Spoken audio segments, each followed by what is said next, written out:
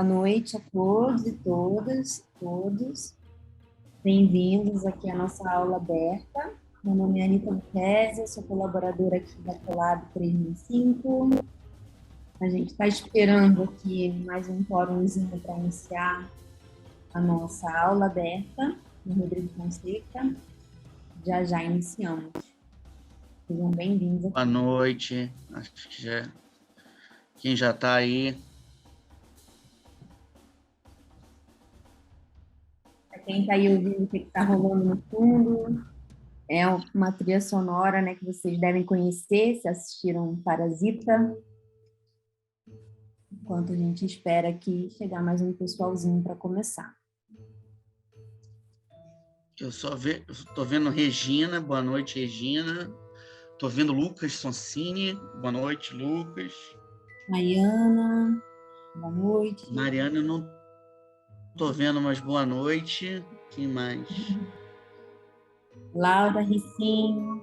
Laura, boa noite. Maria Vilela, Maurício Nardi, Nayana Gonçalves, Lúcia Guimarães, Andréa Pessoa, Recadinho Jarina, Regina Milanês, Alexandre Melo, boa noite. Se eu esqueci de falar alguém. Que recadinhos serão esses? Gente, para quem vai chegando, essa aula aberta é uma oportunidade para alunos da Minipós, que estiveram com a gente em alguns cursos passados também sobre cinema, né? Para a gente se reunir e discutir um pouco o que está acontecendo na academia. E aí o Rodrigo vai poder falar muito melhor que eu. E como a gente está pensando o futuro também de outras atividades de cinema, vai ser legal estar com vocês aqui hoje para ver como vocês se sentem numa aula assim avulsa. Depois a gente pode conversar outras expectativas para o futuro dessas oportunidades de reflexão e formação aqui na Colab 365, com esse foco em cinema dentro dessa mini pós.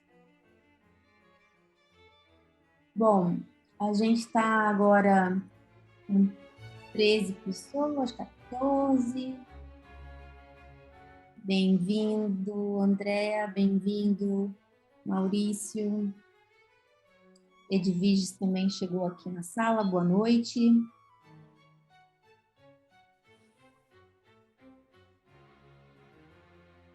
Estamos aqui com uma playlist da trilha sonora do Parasita. A gente se aquecendo aí, porque o Rodrigo vai trazer para a gente já. A gente dá o quê? Mais uns 5 minutinhos para ver se entra todo mundo? Sim, acho que mais uns minutinhos posso começar a apresentar você. Tá. A hora que você quiser. Lembrando aqui, gente, eu estou olhando o chat direto. Qualquer coisa, vocês interrompam aí, coloquem perguntas, ou podem me interromper mesmo. Eu não sei se tem a opção, Anita, de abrir para eles perguntarem, para eles falarem. Normalmente, a oportunidade do Zoom é interessante porque a gente pode também ter aquela ferramenta de levantar a mão, né? E quem quiser falar, poder falar, vai ter um diálogo, uma interação. Bom. Sim, qualquer coisa, se por acaso eu perder aqui, você me dá você vai estar aí com a gente, você me avisa. O ideal, assim, vamos conversar o máximo possível aqui. Não é uma missa de corpo presente, é uma troca. É para a gente conversar mesmo e trocar o máximo possível. Pois é, sempre importante dizer isso. Para a gente trocar aqui as nossas impressões sobre cinema. Eu estou colocando aqui no chat só os autores, as autoras e os autores que eu vou usar como guia para vocês terem uma orientação de bibliografia. Mas você ia falar um pouquinho, eu te interrompi. Anita, vai lá, toca o bonde aí. Eu queria dizer que a gente vai iniciar já. Gostaria de apresentar o Rodrigo para vocês. O Rodrigo, ele é um crítico de cinema, dramaturgo, roteirista. Ele escreve em diversos lugares sobre cinema, como, por exemplo, no Estadão, no blog Pedipop. Ele é um pesquisador e também roteirista da TV Globo. Ele tem uma pesquisa aí aprofundada sobre Sylvester Stallone, autor.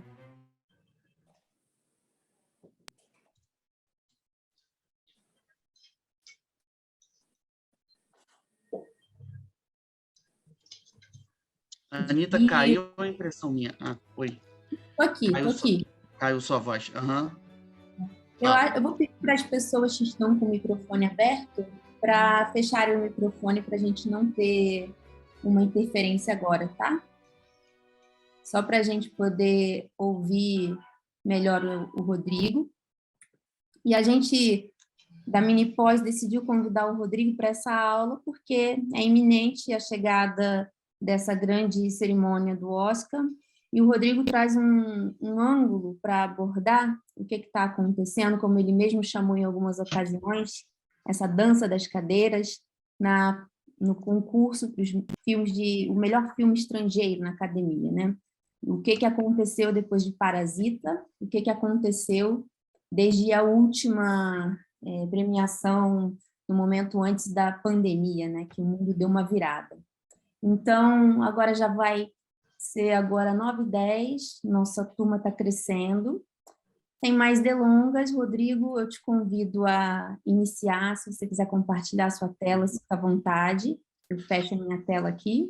Tranquilo. E te dou boas-vindas mais uma vez, te agradeço por mesmo virar ali, estar com a gente, porque o Rodrigo, gente, estava ontem de plantão até 4h da manhã, e eu não estou nada, fazendo comentários do Oscar. Então, cobertura, levantando pesquisa, mas tudo bem. Estou felizão aqui com você.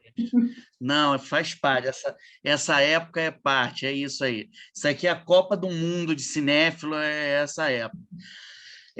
Galera, bom, primeiro, antes de tudo, é uma alegria estar aqui. Eu acho que esse é um espaço de troca sobre o audiovisual, assim, qualquer espaço que a gente possa conversar sobre cinema, conversar sobre cultura, é mais do que necessário, principalmente, eu acho que nessa nova Idade Média que a gente, infelizmente, está vivendo no Brasil. Acho que é sempre uma oportunidade da gente conseguir transcender tudo que a gente está passando.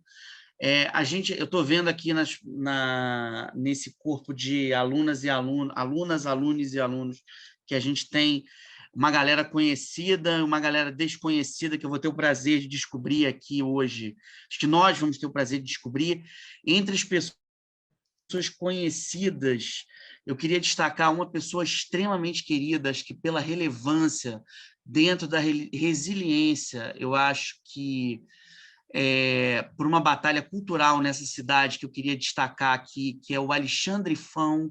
O Alexandre Fão é uma figura ultra importante de resistência no Rio de Janeiro hoje, na peleja pela sobrevivência das culturas afro entre nós aqui. Ele é um super batalhador numa entidade que é a Casa da Palha, a Casa de Cultura de Maceió, para preservação de todo um saber de ancestralidade africana, de religião, de cultura, e é uma casa de acolhimento de vários artistas.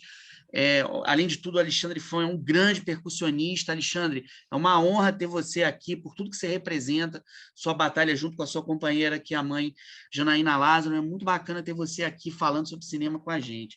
Eu vou citar teu nome aqui em relevo, acho que junto a todas, todos e todos que estão aqui, para a gente poder bater esse papo coletivo. Queria começar essa conversa falando com vocês o seguinte, assim, eu não sei qual é a lembrança que vocês têm do filme que estampa o pôster desse papo, que é o Parasita. Eu não sei se vocês viram esse filme, eu não sei qual é a relação que vocês têm com esse filme, mas eu vou explicar um pouquinho, a gente vai ver algumas imagens.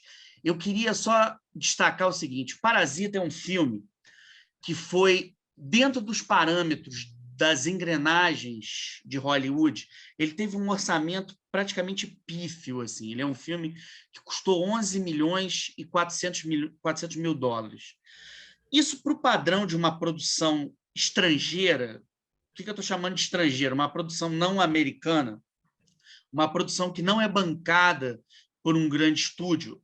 quando a gente está falando de Oscar, que é o nosso objeto de estudo, o que a gente está falando fundamentalmente é de estúdio, é de grandes produções, é de grandes corporações que investem dinheiro na manufatura de produções audiovisuais, de narrativas audiovisuais, anteriormente narrativas previstas para serem fruídas no espaço de uma tela de cinema e, posteriormente, serem exibidas numa televisão a cabo e depois numa televisão aberta, e hoje em dia, quase que majoritariamente, para serem exibidas num canal de streaming, ou posteriormente a uma exibição no cinema, ou até antes, ou unicamente a uma exibição de cinema, como é o caso, por exemplo, do filme que é encarado por muitos como o favorito desse ano, que não é tão favorito assim, que é o The Power of the Dog, O Ataque dos Cães, da Jane Campion, que eu vou falar um pouco mais tarde,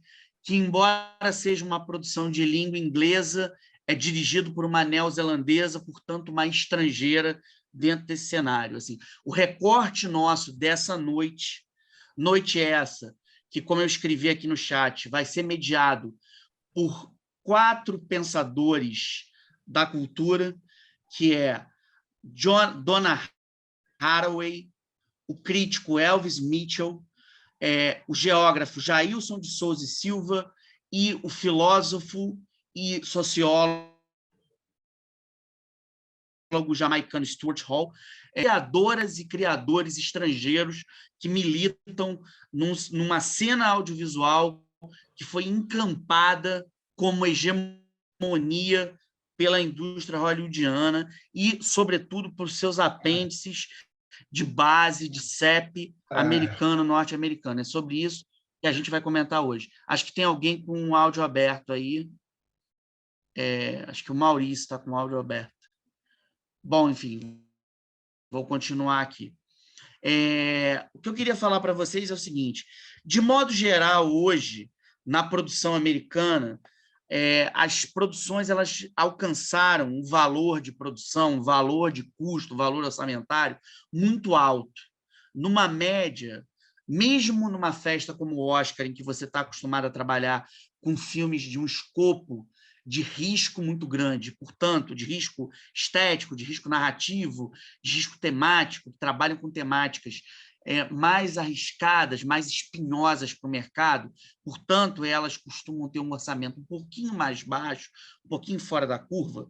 No geral, a gente está falando de filmes que estão em torno de 25 milhões a uma média de 50 milhões de dólares, com algumas superproduções, que é o que a gente tem esse ano, por exemplo, com o caso do 007, com o caso do Homem-Aranha. São filmes que são setorizados, mas que estão no páreo, e principalmente num caso absolutamente ostentatório do Duna, que talvez seja, entre os concorrentes de melhor filme, aquele que tem orçamento mais alto, com mais chance de ganhar prêmios.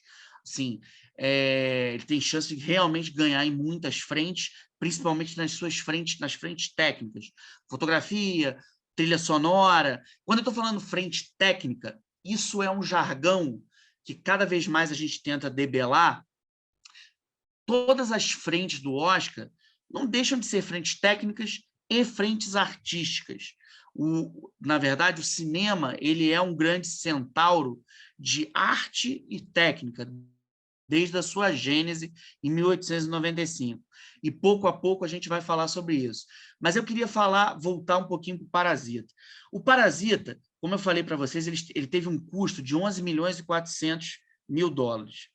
E ele é um filme que veio da Coreia do Sul.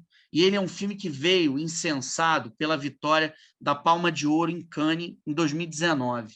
Ele é um filme, a gente está falando de um cenário pré-pandemia, mas ele veio de um cenário completamente fora da curva e que se confirmou fora da curva com as vitórias que ele teve.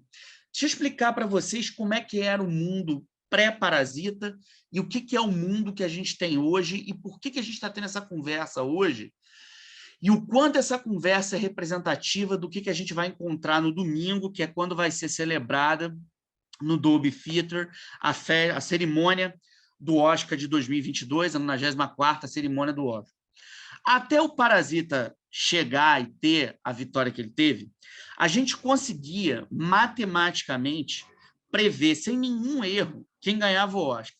Era uma matemática assim de Jair de Souza, assim, era uma coisa absolutamente loteria esportiva, sem nenhum jogo do bicho, sem nenhum erro. Assim.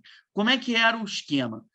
Ganhava o Oscar quem ganhava as premiações sindicais de Hollywood. Ou seja, se eu ganhei o prêmio do Sindicato de Diretores, eu ganho o prêmio de melhor direção. Se eu ganhei o Sindicato dos Roteiristas, eu ganho o prêmio de melhor roteiro. E aquele que ganhava o prêmio de melhor elenco, que é dado pelo Sindicato dos Atores, em geral, ganhava o prêmio de melhor filme. Por quê? O sindicato com maior volume de votantes na academia é o Sindicato dos Atores. Então, esse prêmio costumava ser representativo. Nos raros anos em que aconteceu de um filme que ganhava o prêmio esse prêmio coletivo de elenco, não ganhar o prêmio de melhor filme, quem ganhava era o que ganhava o prêmio do Sindicato de Produtores, que tinha quase uma mesma massa de votantes. Então, era uma matemática que tinha uma margem de risco ínfima. E quando havia essa margem de erro, ou era A ou B, nunca tinha um C. Havia uma possibilidade de azarão microscópica, que raramente acontecia. Nos últimos anos, o Oscar foi marcado por algumas situações fora da curva. Eu destacaria, em especial, a falha que aconteceu na cerimônia de 2017, quando houve um erro na entrega dos envelopes. Eu não sei se vocês se lembram desse detalhe, quando a Faye Dunaway e o Warren Beatty foram anunciar o vencedor do prêmio de melhor filme. Naquela época, estava em 2017, estava sendo celebrado o aniversário de 50 anos um filme chamado Bonnie and Clyde, Uma Rajada de Balas, filme que consagrou o cinema novo americano, que deflagrou o que a gente chama de cinema moderno americano. E, ao eles leram La La Land quando o vencedor, na verdade, era o Moonlight. Então, houve um erro, que foi um escândalo, e que determinou, de uma certa maneira, uma falência num modelo estatístico que era considerado infalível. Ali foi uma primeira falha, uma primeira rachadura que foi anunciada. No ano seguinte, tomou-se todo o cuidado para que isso não se repetisse. Os mesmos atores foram escalados para voltar e anunciar a premiação, inclusive da forma da água. Foi feito tudo de uma maneira impecável. 2019 aconteceu a cerimônia de uma maneira absolutamente impecável, com a vitória do Green Book e uma vitória paralela em várias categorias do Roma, do Afonso Cuarón. Só que aí a gente tem uma situação que é importante a gente destacar. O Roma foi um primeiro momento histórico em que a Netflix, um filme construído com dinheiro da Netflix, se destacou no Oscar de uma maneira de peso, inclusive ganhando o prêmio de melhor direção, dado a um realizador não americano para um filme falado numa língua que não era o inglês. Um filme proeminentemente falado em espanhol, rodado num país que não era os Estados Unidos, dado por um cineasta que não era americano. Ali você já notava uma mudança. Um filme, independentemente de ser um filme preto e branco, um filme de um tamanho avantajado e um filme que vinha com o Leão de Ouro de Veneza. Isso eram peculiaridades que já haviam acontecido em outros momentos. O importante era uma produção da Netflix, o que mostrava que a hegemonia dos grandes estúdios que produziam para tela grande estava, de uma certa maneira, em xeque, alguma coisa estava mudando. Só que a mudança mais radical aconteceria mesmo às vésperas da pandemia, em 2020, com o Parasita. O que o Parasita trouxe? Até aquele momento, mesmo com a transformação que eu estou anunciando para vocês, que a Netflix prenunciou lá, com a vitória do Roma, da maneira como o Roma ganhou, Mesmo isso tudo estava matematicamente calculado, ainda seguia aquela fórmula de contabilidade, de razonete, de balanço, tudo estava matemático, tudo seguia aquela fórmula do passado, uma fórmula que foi se desenvolvendo e se sofisticando e sendo repetida desde 1929, quando o Oscar se estabeleceu como uma cerimônia da indústria, como uma celebração industrial do cinema, até 2019, que era o momento que a gente estava. Ou seja, a gente passou ali décadas a fio, repetindo o mesmo formato, matematicamente, de uma maneira quase de ciências contábeis. Só que o que aconteceu? Quando a gente chegou em 2020, quando toda a matemática apontava para a vitória de 1917, quando a gente tinha uma vitória apontada para o Sam Mendes, com um filme de guerra, uma superprodução que tinha Universal Pictures por trás, um filme com um diretor que já tinha um Oscar do Beleza Americana, um diretor europeu, filmando com um elenco inglês, filmando a maneira inglesa, filmando com todos os procedimentos de um cinema clássico narrativo, e principalmente filmando numa estrutura pautada pela surpresa, ou seja, um filme que supostamente não tinha corte, um filme que se vendia pela sua natureza técnica, cujo principal achado não era a narrativa em si, mas era a sua possibilidade de reconstituir o enervamento da vida nas trincheiras da Primeira Guerra, não por uma dramaturgia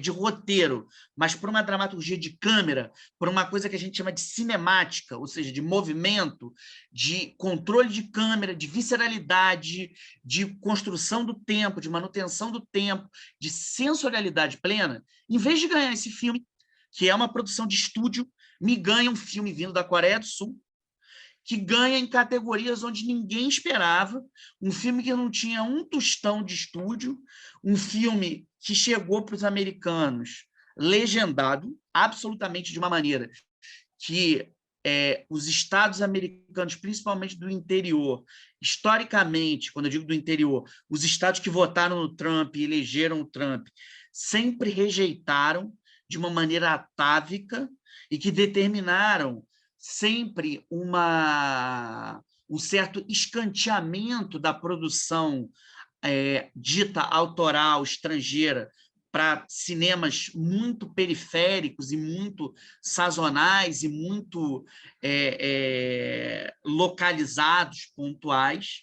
Aquele filme, sem nenhum ator conhecido, de um diretor que, ok, já tinha até passado pela Netflix antes, com Okja, mas passado sem muito sucesso. Um diretor que, embora havia alcançado uma notoriedade em Cannes,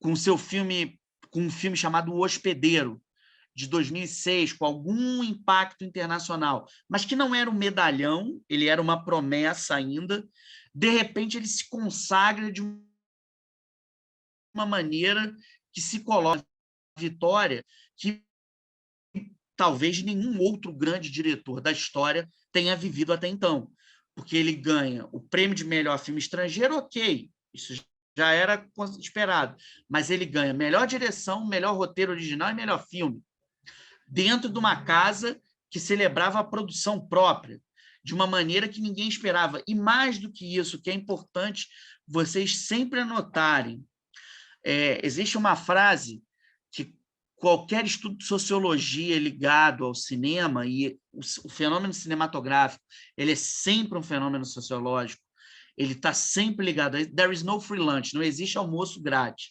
Uma vitória de um filme como esse sempre puxa uma fortuna.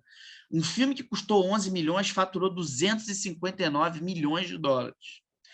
Esse é o real motivo que transformou o Parasita em algo a ser, para os exibidores americanos, canonizado. Não é o fato dele ter ganho 4 Oscars. Ok, ele ganhou 4 Oscars, isso é uma demarcação para nós aqui, que estudamos cinema, que amamos, que temos o cinema como nosso pulmão. Para os exibidores, para quem banca as contas, é o dinheiro que move a moenda.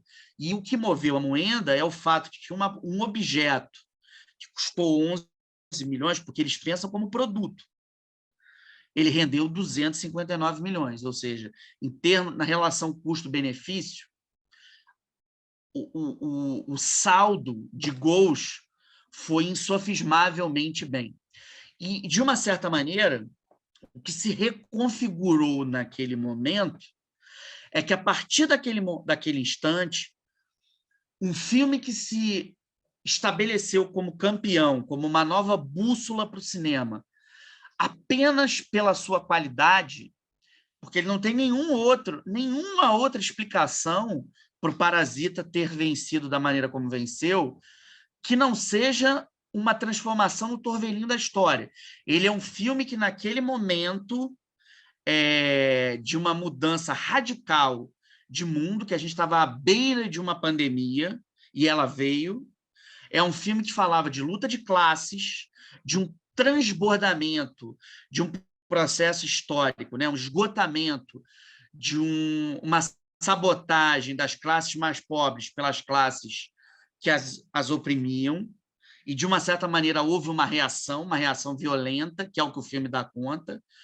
Há um ponto nevrálgico que eu acho que transborda por vários grandes filmes, principalmente filmes de cinematografias que não americanas, inclusive as cinematografias brasileiras, como Aquários, como O Som ao Redor, que é a questão da gentrificação, a transformação dos espaços urbanos, que outrora eram considerados espaços monolíticos, e eles são abandonados, ressignificados, retrabalhados e transformados em outras coisas. Vocês vão ver isso num filme absolutamente magnífico, que é a Medida Provisória do Lázaro Ramos, que estreia daqui a 2 semanas, com a tese que ele traz dos afrobunkers, que é a criação de novos quilombos, novos quilombolas contemporâneos, como formas de resistências para as práticas de racismo, que vão além do racismo institucionalizado, de um racismo mais selvagem, transbordante. Isso tá, de uma certa maneira, no Parasita, porque o Parasita é um filme que, de uma certa maneira, mapeia uma xenofobia, que é uma xenofobia velada, porque a gente está falando de uma sociedade casta, de uma certa forma. Então, isso tudo está ali. E o que a gente vai ver no Oscar desse ano, eu acho que um Oscar que releva estrangeiros de uma maneira como raramente se viu. A gente tem estrangeiros concorrendo em quase todas as categorias, diretoras, diretores, filmes.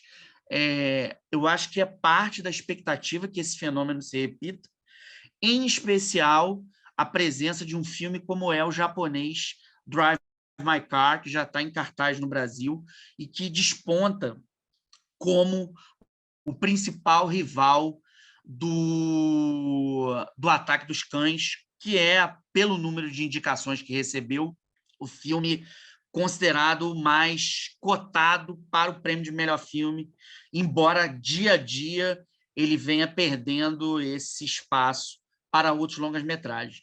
Eu tenho algumas coisas que eu queria exibir para vocês. Eu só queria saber se tem alguém que queria já fazer alguma pergunta. Não tem o menor problema se a gente já partir para isso, para a gente já iniciar a conversa aqui. E, assim, eu sei que tem gente que escreveu, mas se quiser falar é até mais legal. Pô, tem gente, hein, Anitta? Temos pessoas. Pois é. Então, Que beleza. a gente teve essa ideia assim, meio de último minuto, aproveitando o ensejo do Oscar, né? Foi ótimo. Gente, pergunta, gente, quem quiser perguntar, tamo junto. Rodrigo, você quer testar compartilhar sua tela? Vou sim. Quando vocês se animam aí, vou mostrar uma coisa aqui para vocês. Preciso achar aqui só o meu... Eu sempre perco o meu YouTube aqui. Vou achar já. Espera aí. Deixa eu só falar uma coisa aqui para vocês, entre mentes aqui, que é importante, só para vocês terem já em mente aqui. A gente tem esse ano Entre as realizadoras e os realizadores que estão concorrendo, assim, existe um nome que é meio pacífico para premiação, que eu já até falei aqui para vocês, que é a Jane Campion, na categoria de melhor direção. Assim, mas, de novo, eu queria frisar, embora ela seja uma realizadora de filme em língua inglesa, e isso é um ponto, a gente está falando de uma diretora da Nova Zelândia, que faz um filme baseado, que é um western, que é o grande gênero americano, por excelência, junto com o musical, que está representado também na festa pelo Spielberg, pelo West Side Story, mas ela faz um western do jeito dela, um western das Outbacks. Ou eu vou até escrever aqui para vocês, tem um palavrão que a gente chama de Ostern, que é o faroeste do novíssimo mundo, é o faroeste dos australianos e dos neozelandeses, e das neozelandesas e das australianas, que é o faroeste das Outbacks. Embora o filme se passe nos Estados Unidos, ele é um filme com uma cabeça desértica de uma pessoa criada numa outra paisagem. Então, assim, ele tem uma lógica, um ethos, uma cabeça, uma maneira de pensar a solidão, principalmente, que é um dos focos daquele filme, completamente diferente de um realizador ou uma realizadora que faria se fosse americano. Então, isso é um ponto. A outra coisa é só uma questão técnica que eu queria falar para vocês, porque quem for assistir o Oscar no domingo, ou quem ler qualquer matéria sobre isso, ou quem ler qualquer coisa de cinema na vida, talvez se depare com essa palavra, e essa palavra às vezes constrange as pessoas, porque as pessoas não sabem o que é, e até quem sabe, eu já ouviu, no Brasil existe um uso completamente equivocado dessa expressão, que é a expressão cinema de autor, ou autoralidade, né, que a gente usa. Deixa eu explicar isso aqui para vocês, porque existe um uso completamente distorcido disso aqui no Brasil. Porque no Brasil usa-se estupidamente a expressão cinema de autor como se fosse cinema bom. Assim, se é um filme do David Lynch, é cinema de autor. Sim, os filmes do David Lynch são muito bons e são filmes de autor. Mas não é porque eles são bons que eles são filmes de autor. Eles são filmes de autor por outra razão. E, assim, nem todo filme de autor necessariamente é bom. Você pode ter um péssimo filme e ele ser um filme autoral. O que acontece é o seguinte, o que a gente chama de cinema de autor, um cinema, e isso pode se aplicar a qualquer outra arte, pode ser um teatro de autor, um quadrinho de autor, literatura de autor. Esse conceito é um conceito que nasce, o conceito de autoralidade é um conceito que nasce na década de 50, a reboque de estudos que vêm da psicanálise, são tomados e emprestados da psicanálise para o cinema, começa com o cinema, começa numa revista que nasce em 1951, chamada Cahiers du Cinéma, e são tornadas, encorpadas, principalmente por um crítico que eu vou escrever aqui para vocês, um teórico e crítico chamado André Bazin. Ele é um dos principais responsáveis por esse conceito.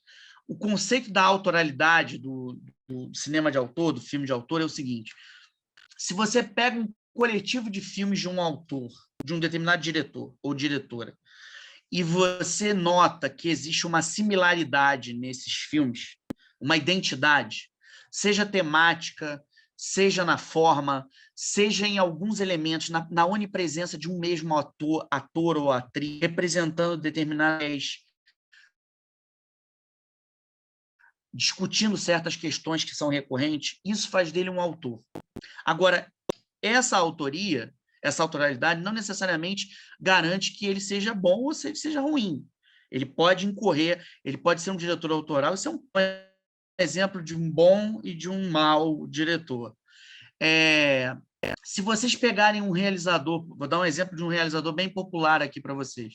Se vocês pegarem, por exemplo, um realizador como M. Night Shyamalan, por exemplo, o diretor que fez Corpo Fechado, Sexto Sentido, A Vila, por exemplo. Esse realizador, se vocês pegam principalmente os primeiros filmes dele, todos os filmes deles, pega lá o Corpo Fechado, I See Dead People, né? O famoso I See Dead People, são sempre filmes de... Você tem sempre uma criancinha ajudando uma pessoa que perdeu a confiança nela mesma a enfrentar a passar por uma situação que envolve alguma circunstância sobrenatural ou fantástica, sempre. Ou é fantasma, ou é alienígena, ou é super-herói, alguma circunstância que vai além do humano, que vai para o sobre-humano. O que importa é aquelas crianças vão fazer com que aquela pessoa aprenda a enfrentar aquela situação. No caso da Vila, por exemplo, que é o quarto longa-metragem famoso desse cara, não é uma criança, é uma menina cega. Mas a ideia da cegueira de uma pessoa que nasce cega é que a pessoa que nasce cega, tal qual uma criança, ela é pura, porque ela não viu os males do mundo, ela não enxergou as maldades do mundo. Então, simbolicamente, há um simbolismo que a aproxima da suposta pureza da infância, num certo lugar mitológico, principalmente no caso dele, que está ligado, por ser um indiano, a mitologias de determinadas civilizações indianas. Então, assim, no caso dele, isso torna ele um realizador autoral, independentemente se certos filmes dele são melhores ou piores. E outra coisa, os filmes dele sempre terminam com uma virada surpreendente. Então, isso é uma coisa que demarca a autoralidade dele. Agora, existem, por exemplo, diretores autores que são considerados péssimos diretores. Vou dar um exemplo para vocês de um diretor que estreia um filme novo, por acaso muito bom, neste fim de semana. Tem um cineasta chamado Michael Bay, que ele ficou conhecido, por exemplo, por dirigir os Transformers, dirigir um filme chamado A Rocha, com Nicolas Cage. Não é A Rocha, um movimento musical, é A Rocha. Esse cara, por exemplo, todos os filmes dele, independentemente do que aconteça, se são robôs gigantes, se é uma prisão, se é uma ilha com prisão, sempre vai ter uma situação, um final que vai ter em câmera lenta, com criancinhas correndo, em slow motion, com pombos voando, sempre. Sempre é uma discussão sobre lealdade. Ele sempre, todos os filmes, Bad Boys, desde Bad Boys, que é o primeiro longa dele, os filmes dele sempre são sobre isso. Agora, ele é considerado um dos piores cineastas da história, mas ele é um diretor autoral. Esse Oscar deste ano, ele é um Oscar cheio de realizadores e realizadores autorais. Por exemplo, o Almodóvar tem Madres Paralelas no Páreo, que é um filme autoral. É um filme que trabalha, por exemplo, com várias questões dele. O melodrama como gênero, como forma, a questão de um colorido exacerbado, a questão da maternidade, a questão de você, de uma certa maneira, ter que abandonar algo pelo qual você está apaixonado em prol de outra coisa, por uma questão, por um dilema ético, e são escolhas que estão sempre onipresentes na obra do Almodóvar. Então, isso demarca uma autoralidade nele. Então, estou explicando essas questões para vocês, porque mesmo com as mudanças que a gente está vendo no Oscar, essas mudanças, certos valores permanecem. Enfim, consegui achar o meu YouTube aqui. Vocês conseguem ver minha tela aí? Eu queria compartilhar uma imagem com vocês de um filme. Esse filme não é desse ano, mas ele é do realizador do Drive My Car. Queria que vocês entendessem um pouquinho do estilo desse cara. O Drive My Car está em cartaz agora no Brasil. Ele é de um diretor chamado Ryusuke Hamaguchi. O Ryusuke Hamaguchi é um cineasta japonês que o próprio realizador do Parasita considera o diretor que deve ganhar todos os Oscars. Assim. Ele falou numa entrevista recente, assim, se eu tivesse que escolher um, eu escolheria este. E esse é o filme que o transformou numa celebridade. Esse filme que vocês vão assistir um trechinho chama Asako 1 e 2. Ele chegou a ser lançado comercialmente no Brasil em 2018 e ele está atualmente numa plataforma que vocês podem acessar facilmente chamada MUBI, M-U-B-I. É uma plataforma de assinatura fácil, qual uma Netflix da vida, que é uma plataforma que congrega vários autores do mundo inteiro, é de uma assinatura relativamente barata, custa tipo R$20, e esse filme está lá. Eu queria que vocês dessem uma olhada, só para vocês entenderem de onde ele veio e como é que é o estilo dele, que eu vou explicar um pouquinho para vocês. Deem uma olhadinha, Asako 1 e 2. 良平のこと好きやで。どうしたらいいかわからんぐらい好きになってしまった。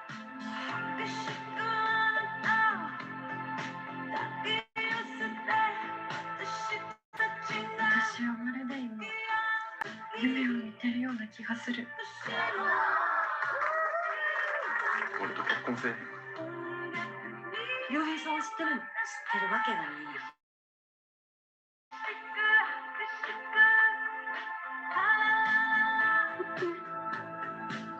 言うつもりでいる。けど私、良平に言うてないことがある。朝ちゃん。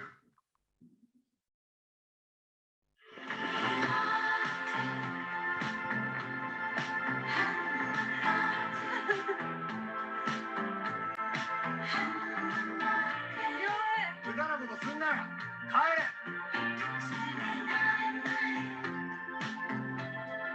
目が覚めて。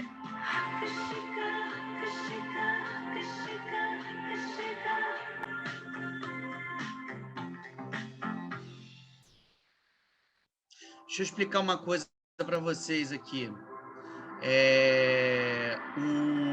Só parar aqui. O Hamaguchi é um realizador que é pautado pela delicadeza. Eu não sei se alguém aqui, não sei se vocês viram já o Drive My Car.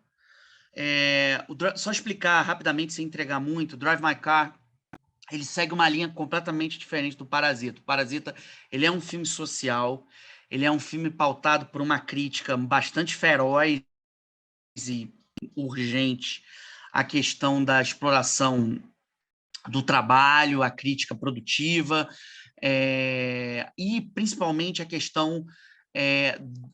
existe um ponto muito grave na questão do cinema coreano hoje. O cinema coreano ele é um cinema que teve uma urgência de crescimento muito rápida. Assim, o cinema coreano ele era praticamente invisível no Ocidente,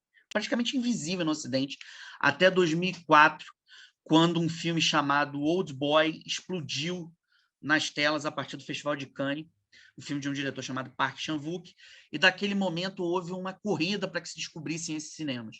E vários realizadores apareceram ali, inclusive o Bong Joon-ho. E, curiosamente, nesse período, aconteceu uma questão que o desabrochar do cinema coreano coincidiu com uma questão de uma transformação social e urbana, principalmente em Seul. Seul passou por uma transformação oriunda lá dos Jogos Olímpicos do fim dos anos 80, por conta dos Jogos Olímpicos forçaram uma transformação muito radical na cidade.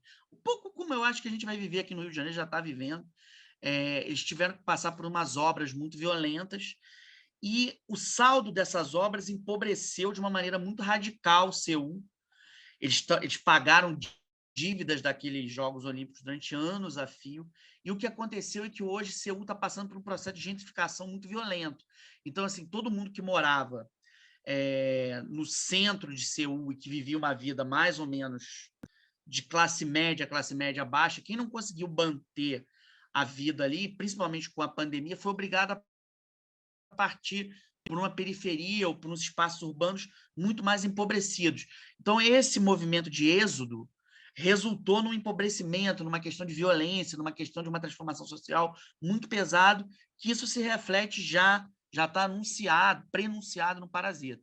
O cinema do Hamaguchi, pelo que vocês viram no Asako aí, ele vai numa outra toada. Até porque a gente não está falando da Coreia, a gente está falando do Japão. A gente está falando de um país não só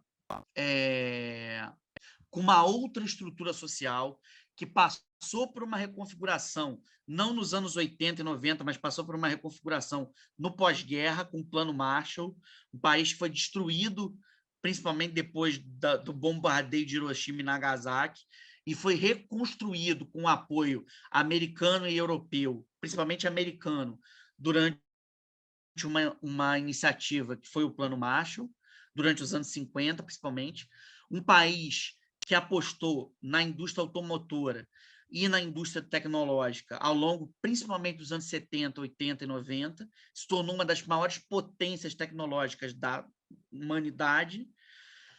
e, ao mesmo tempo, se manteve muito poderosa no cinema com alguns grandes realizadores e realizadoras. A gente, historicamente, pode pensar no Akira Kurosawa, Yasujiro Ozu, Kenji Mizoguchi, e eu acho que muitas de nós, e muitos de nós, e muitas de nós aqui, cresceram vendo Jaspion, Jiraiya, Pokémon, Digimon na televisão. Então, a gente viu tanto os Tokatsu, que eram os seriados com aqueles monstros e Giban e Jiraiya da vida, Spectroman, Ultraman, o Alexandre Fão aqui é do tempo do Jiraiya e do Giban, meu querido amigo, e outros cresceram vendo os Pokémons da vida, enfim, os desenhos animados, os Churatos e os fantásticos Cavaleiros do Zodíaco. A Anitta e eu vimos Cavaleiros do Zodíaco da vida e Piratas do Espaço na vida, nas sessões da tarde, em nossa infância. O que acontece? O Japão sempre teve uma predominância no audiovisual muito forte. O Ryusuke Hamaguchi é parte dessa predominância histórica. Sempre houve uma manutenção. E, de tempos em tempos, aparece algum grande nome. Esse grande nome de agora é um grande nome que investe não no épico, não na ação, não na violência, mas nos pequenos sentimentos, no melodrama, na câmera, no plano fechado, nas questões do coração, nas questões dos afetos e principalmente na questão das representações. O Asako, que eu mostrei para vocês, é um filme sobre acontece um cataclismo, um terremoto, que muda a vida de um casal que está a se formar. E, com o tempo, uma história que estava se formando antes desse terremoto vai ganhar uma outra roupagem. Todos os filmes dele são baseados em incidentes que reverberam no tempo. Essa é a temática de autor dele. Só que ele conta isso de uma maneira tão sinuosa de roteiro, de escrita, fugindo de uma estrutura narrativa convencional, que encantou Hollywood da mesma maneira como Bong Joon-ho lá no Parasita encantou.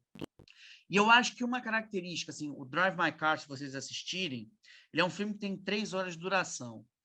Para muita gente, isso é um termo que afasta as pessoas. Vão passar 3 horas no cinema. Só que a gente passa 10 horas maratonando séries e a gente não sente isso. Qualquer série hoje de uma Netflix, de um Globoplay, qualquer streaming da vida tem isso. O que acontece é que os filmes hoje estão cada vez maiores, porque eles estão refletindo essa narrativa que os streamings, sobretudo durante a pandemia, deram para a gente. Esse tempo distendido do binge watch, né? Do binge watch, a expressão que é o maratonar, né? O termo técnico que se usa.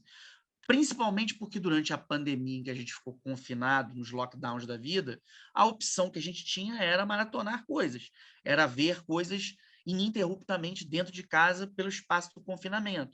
Então, de uma certa maneira, o que o cinema dele, nos filmes que ele faz, que são filmes geralmente muito longos, é dilatar o tempo, mas dilatar o tempo de uma maneira tão delicada, elíptica, que você não vê os acontecimentos mais violentos, você é levado a conhecer os personagens a partir de camadas, de uma maneira que você é sempre surpreendido pelas circunstâncias. Eu queria mostrar alguma outra coisa, mas eu queria só saber se tem alguma pergunta. Eu não sei se todo mundo viu o Drive My Car aqui. Como eu estou falando dele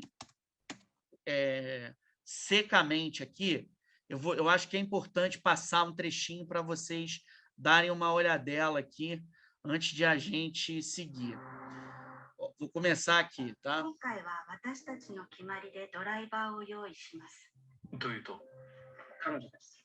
渡美咲です。僕はまだドライバーを君に頼むことに同意してない。私が若い女だからですか？高槻浩二です。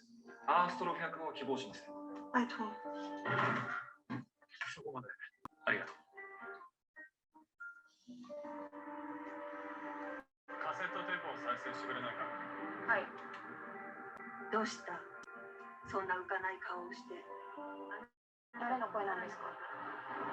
妻の声だ。2年前に死んだ。お父さんって素敵じゃないですか。とても。君はこう考えてる。僕たちは同じ悲しみを共有してる。同じ女を愛したから。彼女の運転はどうですか？車に乗ってるのを忘れることもある。彼女にドライバーを頼んでもらってよかったと今思ってます。君はどうして広島に？実家の裏が山なんです。大雨で地滑りが起きて。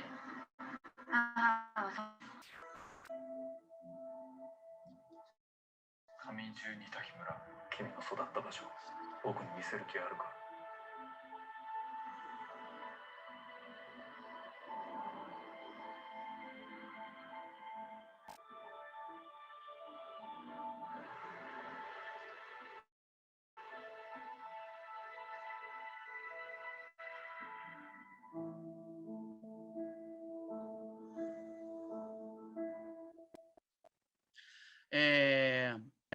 ？Deixa eu explicar para vocês uma coisa aqui. Vocês devem ter visto o selo da MUBI. Esse filme está em cartaz. Peraí, deixa eu só pausar aqui o meu YouTube aqui para vocês. Não é uma delícia quando a gente Peraí. Não, Isabela Boscov, nada, é uma delícia aqui. Parou aqui, desculpe, gente. Entrou um comentário aqui da Veja. Vamos voltar. Esse filme estava com o selo da MUBI, porque ele vai entrar na MUBI agora em abril, embora ele esteja em cartaz, então fiquem ligados, caso vocês percam no cinema. Esse filme, ele é um longa-metragem que trabalha muito com a relação do teatro com o cinema, porque ele é todo calcado na questão de uma montagem de uma peça do Chekhov. Ele é totalmente construído ao longo do processo em que o protagonista perde a mulher. Ele está para montar uma peça, ele perde a mulher, aí ele viaja para Hiroshima, retoma esse processo de montagem e ele conhece essa jovem do bonezinho, com quem ele vai estabelecer uma relação afetiva de amizade de uma maneira muito singular, e essa relação ela vai se abrindo quase que num outro segmento, assim, não necessariamente ela fecha. São relações muito fora das convenções que a gente está acostumado a ver no cinema. E é por isso que o filme é tão potente. Tá? Anitta, eu estou vendo que tem algumas perguntas aqui no chat. Tem alguns comentários. Eu queria perguntar quem foi que comentou aqui sobre Hong Kong no Amor, porque só aparece iPhone para a gente não sabe o nome. Depois tem uns comentários que chegaram do Guto, que chegou há pouco também. Bem-vindo, Guto. Eu vou falar uma coisa aqui que tem a ver com o Guto está lembrando, tio Guto, querido, está lembrando aqui que é uma produção, uma distribuição da O2 Play. A O2 faz um trabalho incrível de distribuição de filmes no Brasil. Tem um I aqui que eu não sei, iPhone to everyone. iPhone, eu não sei quem você é, mas obrigado por ter posto uma pergunta. Eu vou retomar a questão do Oscar aqui, mas você trouxe um negócio bacana. O iPhone falou do Wong Kar-wai. Eu não sei se vocês todos conhecem. Wong Kar-wai é um realizador chinês que, ao longo dos anos 90, se estabeleceu como um pilar. Assim, ele foi um dos divos da autoralidade no cinema, principalmente ao longo da parceria que ele estabeleceu com um fotógrafo que é australiano, chamado Christopher Doyle, que inventou uma maneira de filmar muito caudalosa, trabalhando com um colorido muito exacerbado, luzes sempre inusitadas, e numa situação muito singular. Assim, a gente estava numa China, principalmente num filme, que é um filme de 2000, do ano 2000, chamado Mood for Love, Amor à Flor da Pele, e no meio de uma China dos anos 60, tocava um mambo na voz de Nat King Cole. A questão do Wong Kar-wai,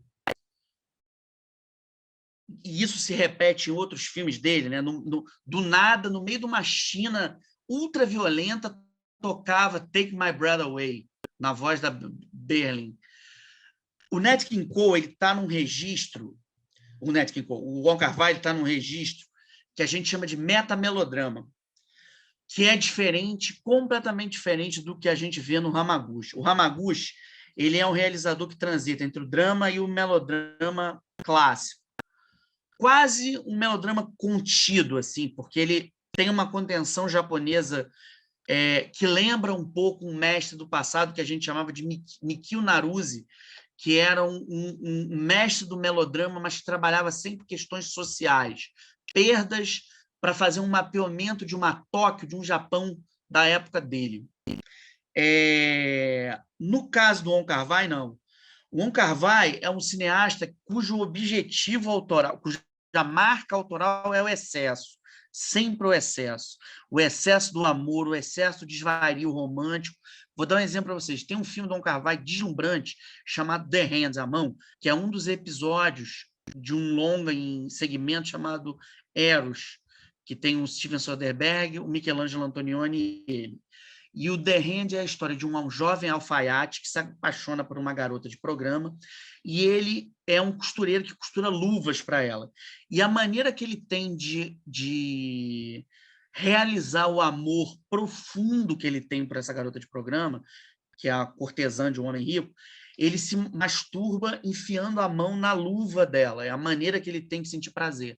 É extremamente doloroso para a gente ver aquele amor, vivenciar com aquele personagem aquele amor.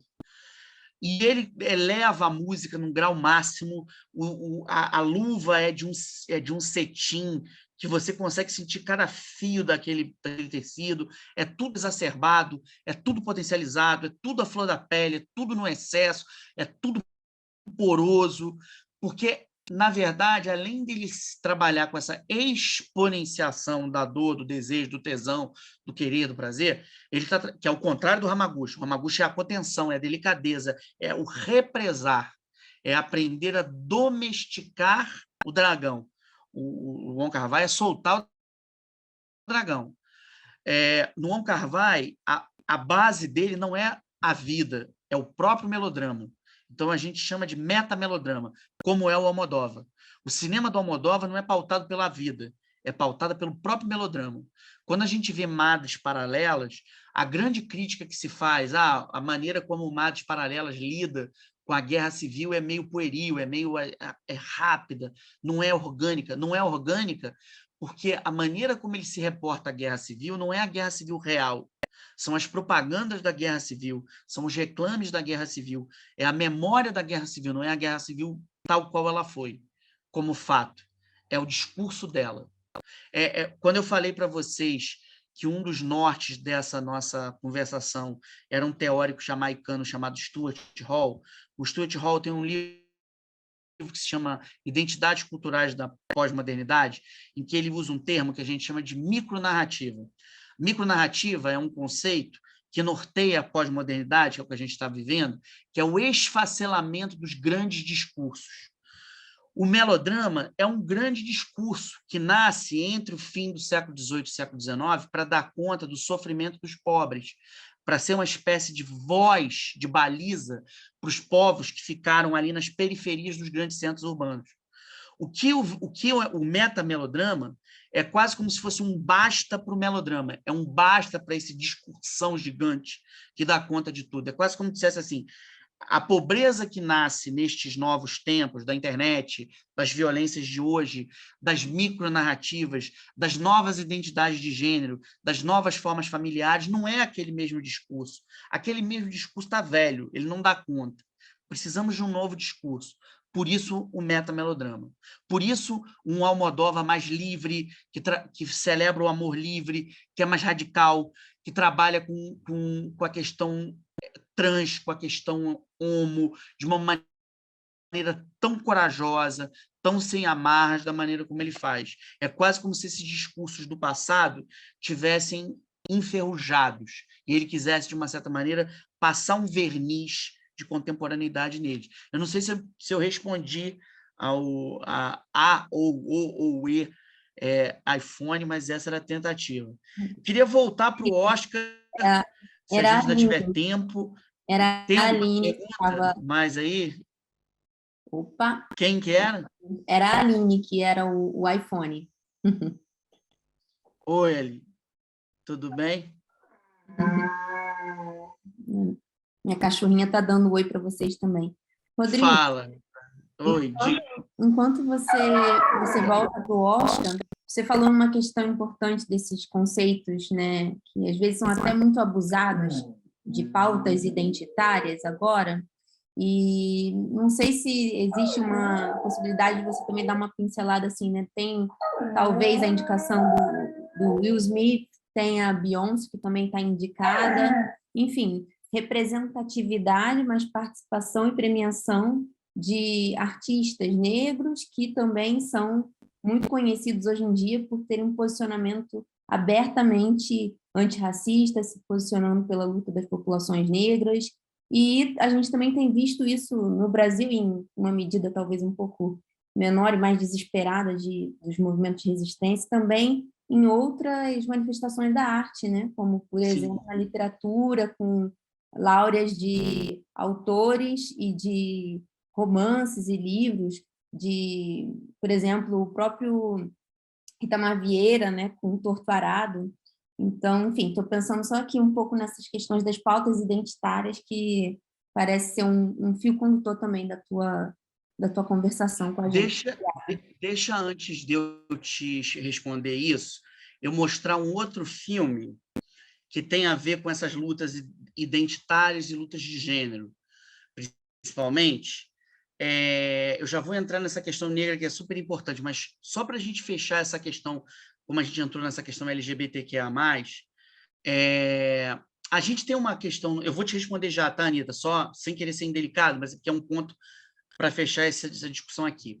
A gente tem um fenômeno no Oscar desse ano muito singular, que é o seguinte: a gente, pela primeira vez na história, tem uma animação que é literalmente um desenho animado escandinavo, não tem nada a ver com Disney, com DreamWorks, com os grandes estúdios, que é um filme sobre um militante afegão, uma pessoa que é perseguida pelos talibãs, perseguida por ser gay, que foge do Afeganistão para a União Soviética, tem que fugir da União Soviética por ser maltratado lá por vir do Afeganistão, foge para a Escandinávia.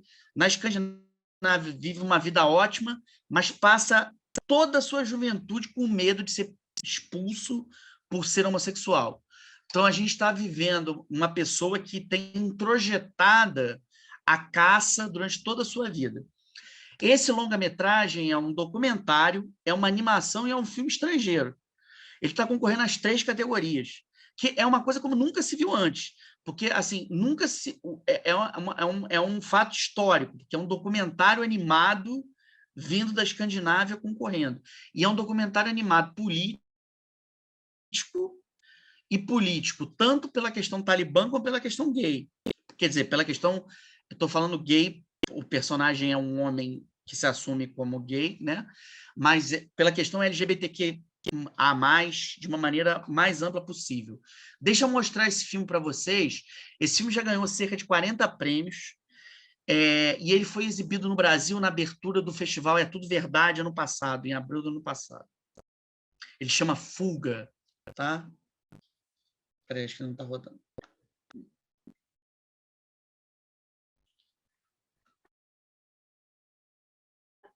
Få en lille smule længere op. Meget lidt. Så hvis du ligesom lukker øjnene nu, ja, og prøver at trække vejret sådan dybt ind.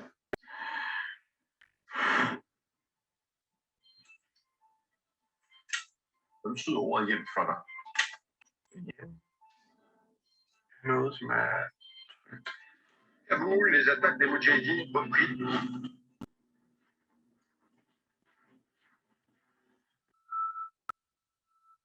Har du nogensinde fortalt din livshistorie før? Nej. Vi skal ud. Det er nu.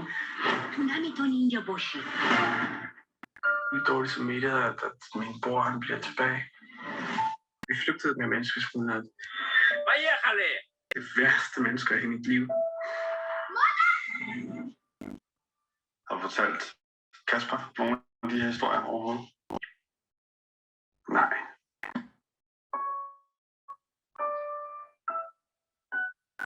Det tager tid at stole på folk.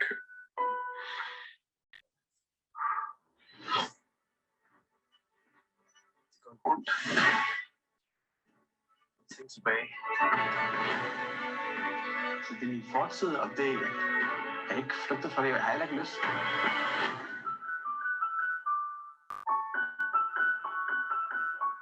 Jeg kan mærke, at der skal ske noget.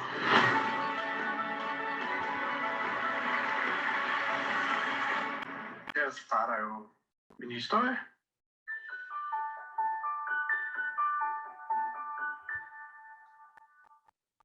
Esse filme ele enfrenta uma hegemonia muito perigosa de todos, acho que de todos ele é o que entra no terreno mais minado, de uma certa maneira, porque ele está no território da Disney, né? Onde a Disney está entrando com pelo menos 2 filmes aí, com o Raya e o Flea. E ela vem, e ainda tem lá ela vem pesada aí para tentar ganhar de todas as maneiras aí, como sempre vem. Então, e ele é um filme que foge completamente da estrutura dos estúdios de animação. Tem uma coisa curiosa duas coisas curiosas nesse filme. Esse diretor, ele não é um animador, ele é um documentarista, que é um cara que segue narrativas completamente diferentes. Os filmes dele não têm nada a ver um com o outro. Ele é praticamente ele é quase um jornalista investigativo. Ele faz filmes completamente baseados em investigações quase sempre de crimes. É um pouco matemática dele, só que ele é amigo desse sujeito que é o protagonista. Ele dá um pseudônimo para o cara, o filme chama-se Amin, o nome do protagonista, não é esse na vida real. Ele botou apenas a voz do cara, essa voz que vocês escutam é do próprio amigo dele, e ele escolheu fazer em animação porque o cara disse para ele: eu te conto a minha história, mas eu não quero aparecer, eu tenho medo, eu vivo com medo. E ele usou uma palavra, eu tive a oportunidade de entrevistar esse diretor algumas vezes, ele falou para mim assim, ele disse para mim assim: eu sou amigo desse cara desde os 15 anos. E ele virou para mim várias vezes na vida e falou assim: eu como todo homem gay, vivo com medo. Eu tenho medo do meu marido ser morto, eu tenho medo das pessoas que eu amo serem mortas por minha causa. Eu vivo com medo, eu vivo no silêncio. Se você quer me fazer quebrar o silêncio, você tem que me proteger. Então, ele partiu para a animação como uma forma de proteção. Inventou uma animação absolutamente de convenções. A gente tem um outro filme escandinavo que eu vou mostrar para vocês mais no fim, que também está concorrendo ao Oscar desse ano, mas em outra categoria. Também está no filme estrangeiro, está em melhor roteiro, mas é um filme da Noruega. Mas antes de falar dele, eu vou responder o que a Anitta me perguntou. Anitta, é o seguinte: a gente tem, de 2015 para 2016, que foi abrir um pleito que a gente chamou de Oscar So White, que foi a ausência de atrizes e atores negros concorrendo, veio à baila uma discussão sobre o racismo que acontece na academia. Assim, pela falta de votantes negros, a gente tem uma falta de concorrentes negras e negros. Na verdade, o que ocasiona não é um esquecimento, é porque quando você não tem pessoas negras e negros representantes na votação, você também não vai ter na sua indicação.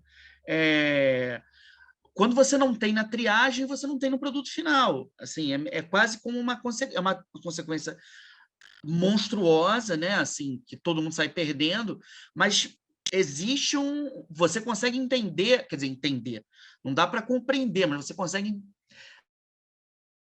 identificar o coeficiente do erro ali. Então, nos últimos anos, a academia diversificou o seu quadro votante para evitar esse problema, e você começou a ter uma diversidade. O que acontece é que esse ano, assim, eu acho engraçado você citar o Will Smith, porque é engraçado, todo mundo está citando o Will Smith muito, porque acabou virando um ator popular, e eu acho que é especialmente popular na nossa geração.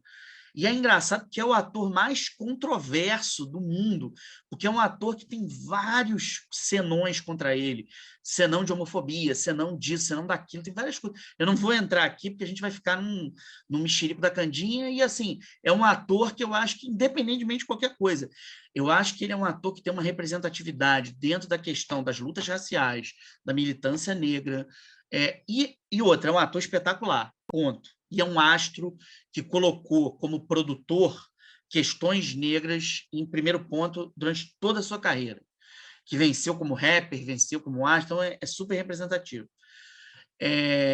Então, acho que isso é de uma importância fulcral. Agora, eu acho que a gente não pode esquecer o Denzel Washington como um Macbeth. Sim, isso é fundamental, porque assim, eu acho que tão importante quanto a gente ter o Will Smith, num Oscar que a gente está falando de desconstrução, é você ter talvez aquele que seja o mais respeitado dos atores negros, talvez junto com Morgan Freeman, né? Um pouco mais, um pouco menos, Morgan Freeman é um ator que se envolveu em várias polêmicas, mas o Denzel Washington talvez seja o mais amado dos atores negros pela sua relevância e pela sua premiação. Desmistificando um personagem historicamente representado por brancos, isso eu acho que tem um simbolismo muito poderoso. Mesmo sendo um filme dirigido por um branco, eu acho que isso diz muita coisa para a gente pensar esse lugar aí. Ao mesmo tempo, eu acho que é importante a gente lembrar que a gente teve, e eu acho que a presença do Hamaguchi, de novo, é importante, dentro dos Estados Unidos, que é um país onde a gente tem questões raciais muito violentas, a gente tem também a questão das representações asiáticas, de um pleito tão pesado quanto a gente tem o pleito das populações negras. Né? Então, você ter um representante asiático, não americano, mas lá no destaque, é muito significativo. Então, eu acho que essas lutas, de uma certa maneira, estão sendo alcançadas. Eu acho que nunca é de uma maneira satisfatória. Sempre fica algo de fora. A gente não tem uma liderança indígena contemplada, por exemplo. A gente não tem uma representatividade indígena contemplada. Eu acho que, por exemplo, indo para o caso do cinema brasileiro, tá? Esqueceu-se, por exemplo, nessas premiações, de um dos filmes mais importantes do ano passado, que é A Última Floresta, do Luiz Bolognese, do Davi Copenhague, que era um filme que podia perfeitamente estar representando a categoria de documentário. Da mesma maneira, como esse ano, agora prospectando para o futuro, um dos maiores realizadores do Brasil, que pelo menos nos últimos anos se mostrou nesse ponto, que é o Eric Rocha, está filmando A Queda do Céu.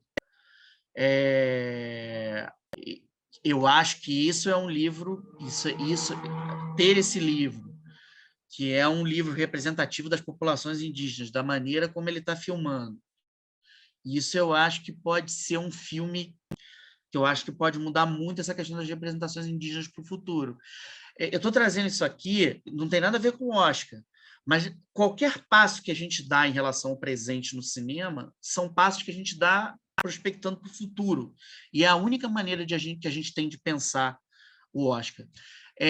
Eu não sei quanto tempo a gente tem, mas a gente ainda tem alguma pergunta? Só queria ver se a gente tem isso aí, que eu tinha mais uma coisa para... Obrigada, Rodrigo. A gente ainda tem 15 minutos. Tá. Tem alguma pergunta aí que a gente possa... Não, por enquanto não temos nenhuma pergunta aqui. Se alguém quiser fazer um comentário, abrir o microfone. Enquanto as pessoas estão pensando aí, deixa eu mostrar uma coisa aqui para vocês. Deixa eu mostrar um trechinho do filme, outro filme escandinavo que eu falei para vocês.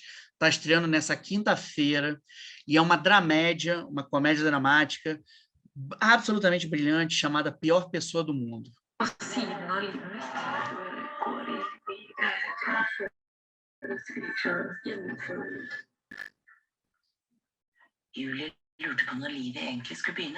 Que talvez seja o melhor roteiro de todos os roteiros desse Oscar.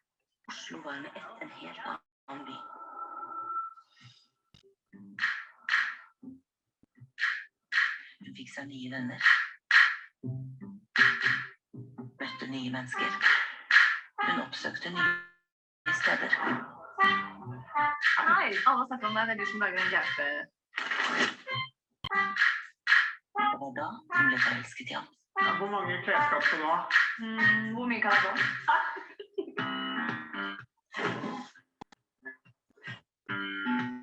Dette var feil. Dette var ikke henne.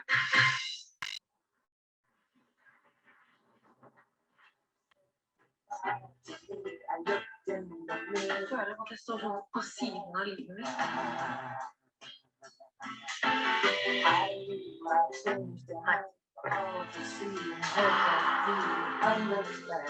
Jeg kan ikke skjønne hva det var sånn. Nei.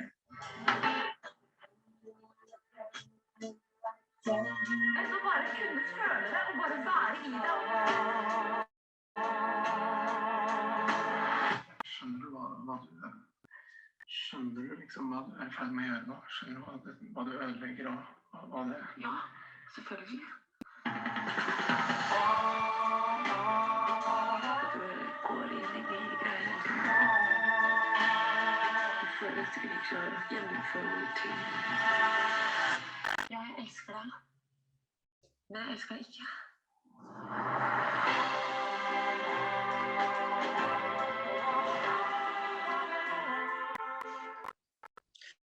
Esse, eu diria para vocês, se tiverem que ver eleger um filme do Oscar, vejam esse. Tem gente que só pode ver um. Por favor, não percam esse de jeito nenhum. Esse filme é absolutamente brilhante. Talvez seja o melhor roteiro de todos, assim, dessa festa. E olha que tem muita coisa boa nessa festa. E é curioso ter o segundo filme escandinavo. Fala, Anitta. Tem uma pergunta aqui no comentário da Simone Calil. Qual é a sua opinião sobre as perspectivas do cinema autoral no Brasil?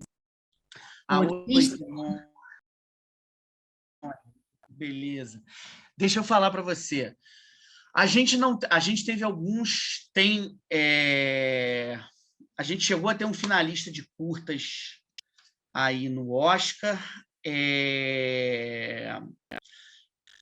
Olha só, tem um filme esse ano chamado Paloma, do Marcelo Gomes, sobre uma trans de um lugar muito machista do Nordeste, que resolve voltar para o seu lugar para casar na igreja, desafiando todos os tabus. Esse filme promete ser o grande filme brasileiro do ano, sim.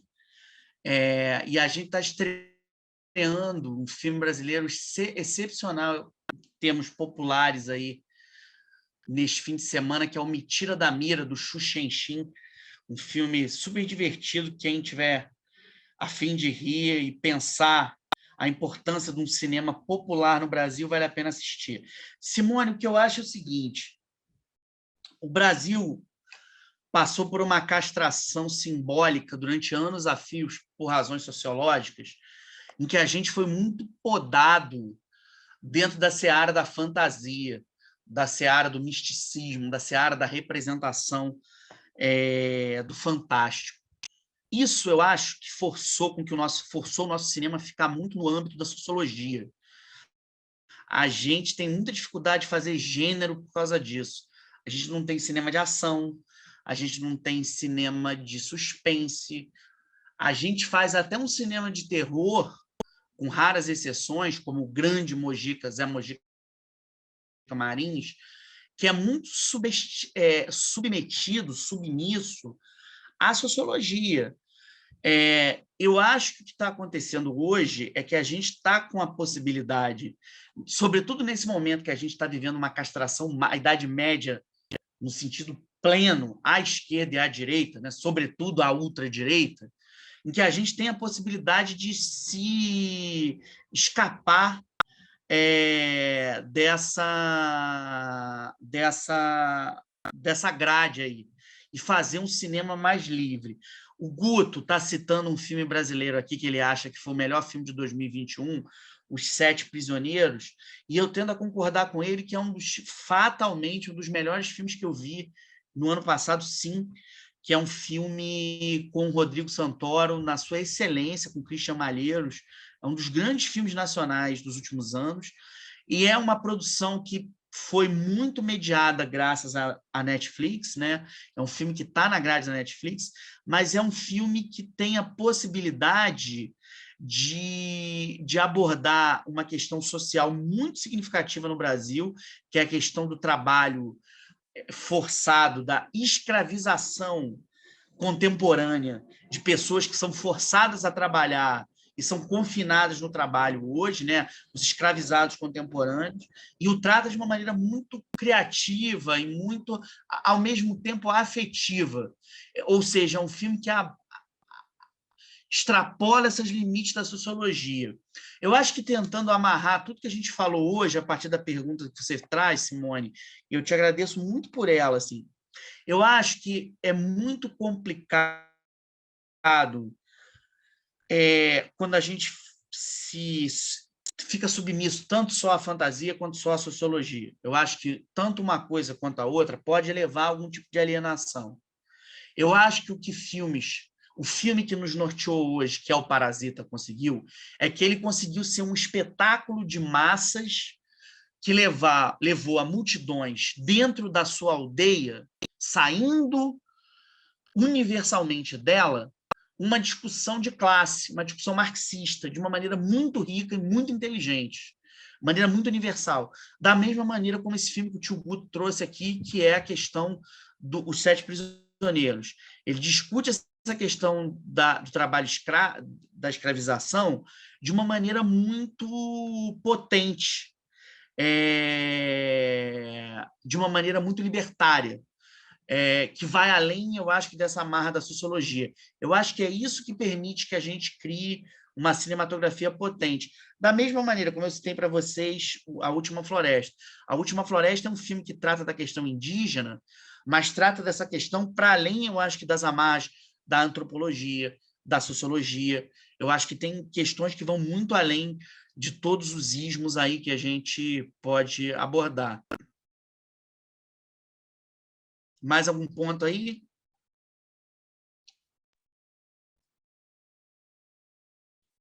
Por enquanto, não. Não. Eu queria fechar aqui, acho que a gente está chegando no final, é o seguinte, eu queria mostrar, eu sempre gosto de, eu acho que é sempre importante, já que a gente está falando de cinema, mostrar um filme para vocês, que a gente está vendo trechos. Eu trouxe um curta curtíssimo para a gente ver, e um curta que é da América Latina, um curta argentino, dura 2 minutos e meio. Mas antes de exibir, que é um curta divertidíssimo, eu queria falar uma última coisa para vocês. O que vocês vão ver no domingo é a celebração da indústria, mas é também a celebração de uma indústria que está se vendo completamente presa num labirinto. Ela se esgotou. E eu acho que quando ela viu o Parasita, ela viu uma possibilidade de respiro. Quando ela viu o Hamaguchi, ela viu o respiro. Quando ela viu esse filme norueguês, ela viu uma possibilidade de respiro. O que a gente está fazendo hoje aqui é celebrar as frestas. O que eu estou tentando abrir com vocês aqui é a gente escancare esses basculhantes. É que a gente possa deixar essas janelas abertas para que a gente enxergue essas possibilidades dessas lutas raciais, dessas lutas de gênero, dessas lutas de novas formas de abordagem, de lutas que vêm da década de 60, da década de 50. Tudo que a gente está falando aqui não foi inventado na contemporaneidade, está vindo lá atrás, mas ele se manteve. E para que ele possa encontrar uma alternativa, ele precisa se reinventar. O que a gente está buscando são reinvenções. O que eu vou mostrar para vocês agora para fechar esse nosso papo, e claro, a gente pode continuar esse papo, vocês podem me mandar mensagem, e assim, a gente vai ter daqui para frente outros encontros aí. Aliás, eu queria passar uma atividade para vocês, a gente tinha combinado aqui, tinha falado com a Anitta, eu queria que vocês, antes da festa, mandassem aqui para a gente. Acho que, Anitta, todo mundo aqui tem contato, né? Todo mundo tem contato com vocês aí, tem e-mail. A Se gente tem vocês pudessem mandar, qual é o favorito do Oscar para vocês e por quê? Não precisa ser, eu acho que tem que ser isso, não precisa ser uma previsão mãe de Ná, assim, vai ganhar porque os astros me disseram magicamente isso. Eu queria que vocês dissessem pensassem o que vocês acham cinematograficamente que justificam o desejo de vocês da vitória daquele filme. Assim, o meu favorito, na verdade, o dever de casa é o meu favorito. Sabe quando a gente escrevia na redação minhas férias? Nas minhas férias, eu comi bala, bolo e joguei bola. E fui no zoológico e vi o tamanduá. Descobri que o tamanduá era muito legal. É isso que eu quero. Assim, eu quero que vocês escrevam uma redação. Em vez de escrever minhas férias, é o meu filme favorito do Oscar. É isso. Vamos ver um filme argentino curtíssimo, que tem a ver com toda essa discussão moral da repressão que a gente está vivendo hoje, nos tempos bicudos que a gente tem. Anitta, eu fiquei pensando aqui numa maneira, depois da nossa conversa sobre cinema, num filme que tivesse essas questões das transformações físicas da Donna Haraway, que tivesse um pouco das discussões do Stuart Hall sobre micronarrativas e, principalmente, que celebrasse a força e a resiliência da mulher. Esse é um filme argentino de um diretor chamado Juan Pablo Zaramella e é um filme para fechar esse nosso papo, para fazer vocês rirem. Espero que eu consiga.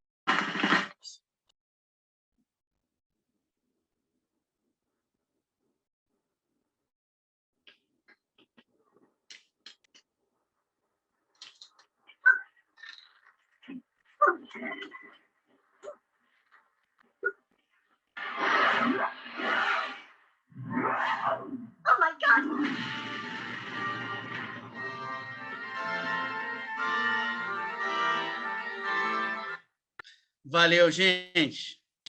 Alguma dúvida aí mais? Sim. Você poderia mandar para a gente o link desse filme do Juan Pablo Zaramella? Só para a gente botar aqui no chat? Isso. Alguém perguntando aqui no privado. Isso é um ponto pacífico. É um ponto pacífico. Todas as aulas, as pessoas ficam loucas com esse filme, né? Esse cara, só para dizer para vocês, esse cara é um cineasta, ele é o maior animador da Argentina. É um cara, curiosamente, ele produz muito pouco, porque ele vive de publicidade. Ele faz uns curtas ótimos, assim, mas se vocês procurarem pelo nome, acabei de colar aí, se vocês colarem... Estou mandando só para você, né, Anitta? Desculpa, se vocês procurarem o nome dele, vou escrever aqui, Juan Pablo Zaramella, tem várias coisas dele no YouTube. JPZ Producciones, então tem várias coisas. Bom, qualquer dúvida, precisando, a Anitta tem meus contatos, espero que a gente se veja logo. A Anitta está tramando aí mais coisas comigo. Espero ler os trabalhos de vocês aí logo, né? Gente, muito obrigada. Rodrigo, muito obrigada pelo teu Obrigado tempo, a você. por compartilhar todo esse conhecimento com a gente, essas referências. A aula foi ótima. Pessoal, eu compartilhei com vocês aqui um link para vocês deixarem as impressões sobre a aula de hoje. Podem criticar o Rodrigo lá. Brincadeira, Rodrigo. Opa. Mas também para dizer o que vocês esperam dos nossos próximos encontros, tá? E quem quiser pode também marcar o palpite no e-mail que eu deixei aqui no chat ou no próprio Instagram do Rodrigo, Rodrigo Fonseca Crítico, tá bom? Isso.